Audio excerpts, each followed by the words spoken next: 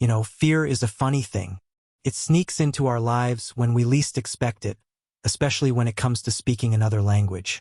Hey friends, welcome back to Fluent English Journey. My name's Tom, and I'm here to walk with you on this path, helping you find not just better English, but more confidence, more ease, and yes, more joy. Today we're digging into a topic that sits quietly inside almost every learner's heart. Fear. That heavy, invisible weight that shows up the moment you open your mouth to speak English. Maybe you've felt it too. The racing heartbeat, the dry throat, the worry that someone might laugh if you make a mistake. If that sounds familiar, you're not alone. Millions of people all over the world carry the same feeling. But here's the hopeful part. That fear doesn't have to own you. You can chip away at it little by little until your voice grows stronger. And in this story, I'm going to show you how. So take a breath with me, and let's step right in. Now, fear isn't just a big word. It's a real thing. Learners don't simply feel a touch of nervousness. Sometimes it feels like a wall in front of them. It's that voice inside whispering, "Don't speak. Stay quiet. Don't risk it." I've been there, and maybe you have too. But let's ask ourselves, why does this happen? What's really behind that fear? Often, it starts with the thought, what if I make a mistake? What if the grammar comes out wrong? Or I choose the wrong word? Or someone misunderstands me? Those thoughts shrink you down, make you want to stay silent. Another thought pops up. What if I sound silly? What if people think I'm strange or childish? Suddenly, embarrassment creeps in, and you feel judged before you even say a word. And then there's the accent. You hear your own voice and think, this doesn't sound like a native speaker. Maybe my accent is bad. My friend, let me stop you right there. Your accent isn't a flaw, it's your story.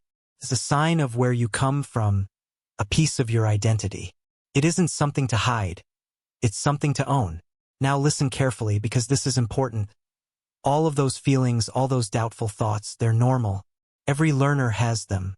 But here's the truth. Thoughts aren't facts. Just because your brain says, be afraid, doesn't mean you can't speak.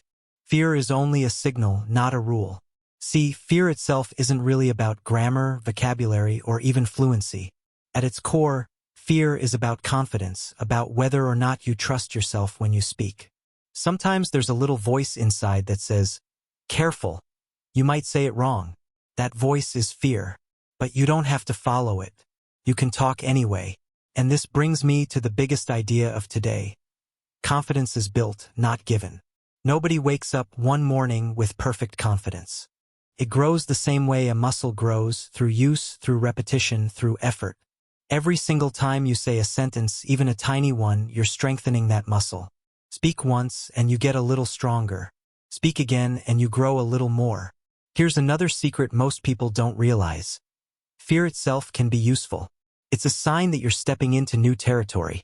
It means you're learning, stretching, pushing beyond comfort. If you never feel scared, then you're not really growing, you're just circling inside the same safe zone. But when you step outside that bubble, even with shaky hands or a nervous smile, that's when real growth begins. So next time you feel fear, don't freeze. Don't let it shut you down. Tell yourself, this is just a feeling. It doesn't control me. I can still speak, and every word makes me stronger. Now let's talk about how to build that confidence in a way that's real and lasting. Not fake bravado. Not fancy words you can't use, but honest, step-by-step belief in yourself. Think of confidence like planting a seed.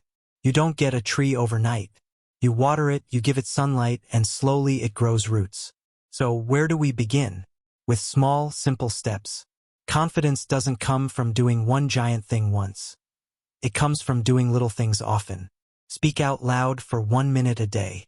Think in English for 30 seconds. Whisper a short sentence to yourself while you're cooking.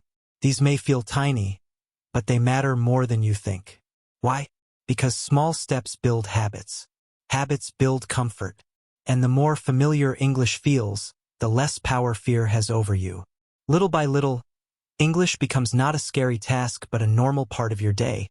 And that's where real confidence starts to grow. Over time, using English should start to feel like brushing your teeth. You don't stop to think about it, you just do it. That's the point where confidence begins to grow. when English becomes woven into the small routines of your daily life.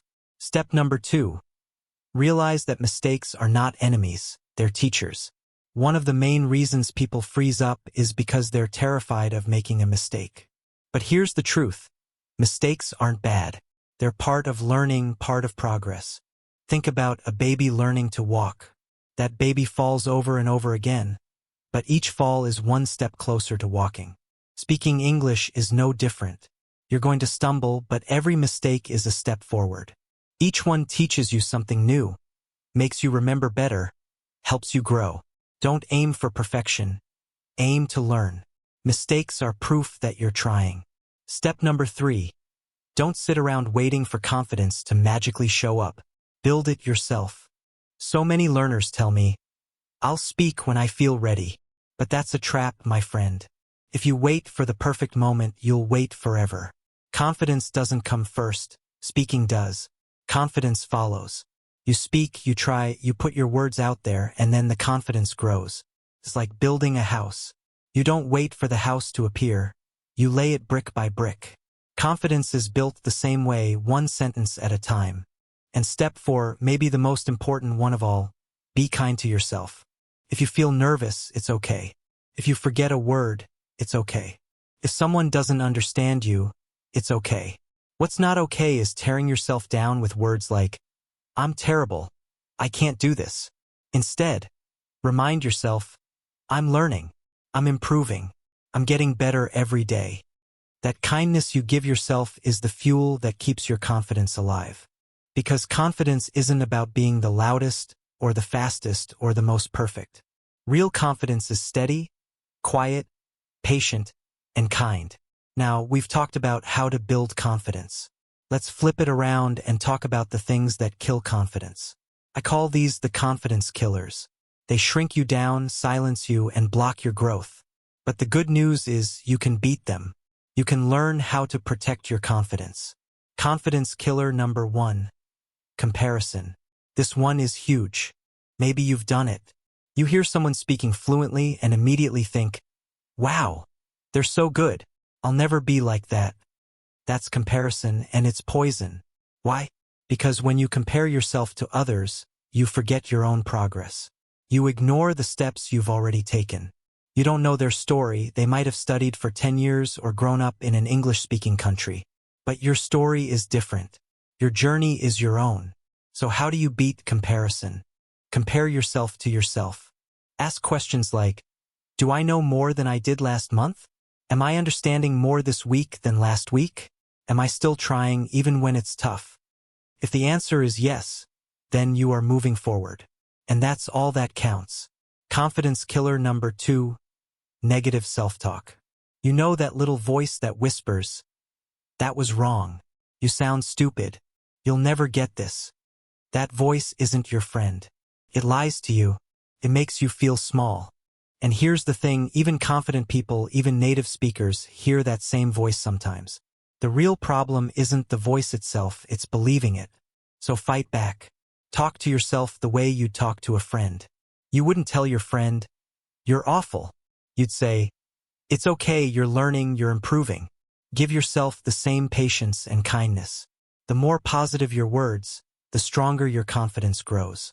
Confidence killer number 3, only speaking in safe places. A lot of learners stay inside their comfort zone. They only speak in class or when they feel 100% ready.